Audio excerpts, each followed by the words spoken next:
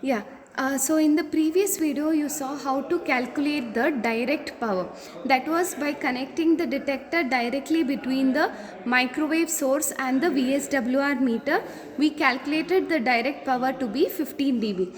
See, as you can see here, the frequency is still the same. I am not going to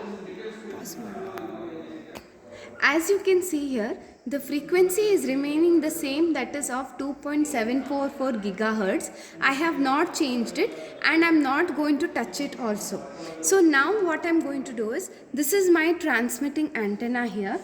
Okay, it is directly in it is direct, both are looking at each other, that is the transmitting antenna and the receiving antenna. The transmitting antenna is connected to a microwave source. Okay, it is connected to the microwave source, and the receiving antenna through the detector.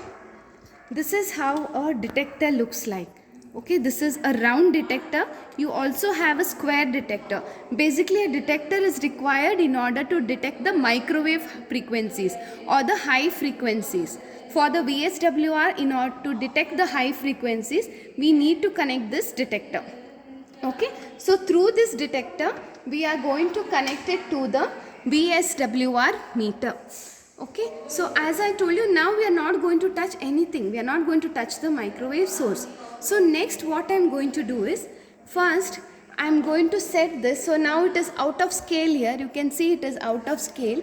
So I will bring it to the scale here. So I am just going to vary the knob to make sure that it comes within the range. Okay, okay, it is now almost in the range here. You can see that it is almost in the range. Okay, so the direct power, that is after I connected, you add the, so here I have a measuring scale here which is at 0 degrees. So as you can see here, there is a measuring scale here and the dipole is at 0 degrees right now. So at 0 degrees, I can see that the power is 30 plus 10. Okay, it is around 30 plus 10 here. So it is around 40 dB. Okay, it is around 40 dB. So it is actually, it will vary because it depends on the deflections here.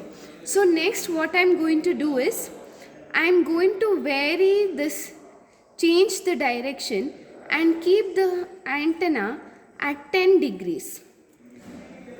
When I keep the antenna at 10 degrees, what is going to happen is, there is a change in the value here. Okay,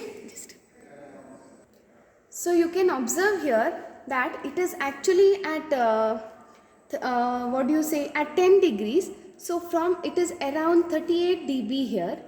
As I keep varying the transmitting antenna, okay, as I keep varying the antenna, so now I'm going to make it 20 dB, 20 degrees. So at 20 degrees it becomes 40 dB. I will further increase the angle. So I am going to make it around 50 degrees. So it has gone out of scale. So I am going to keep it at 40. So what will happen here is,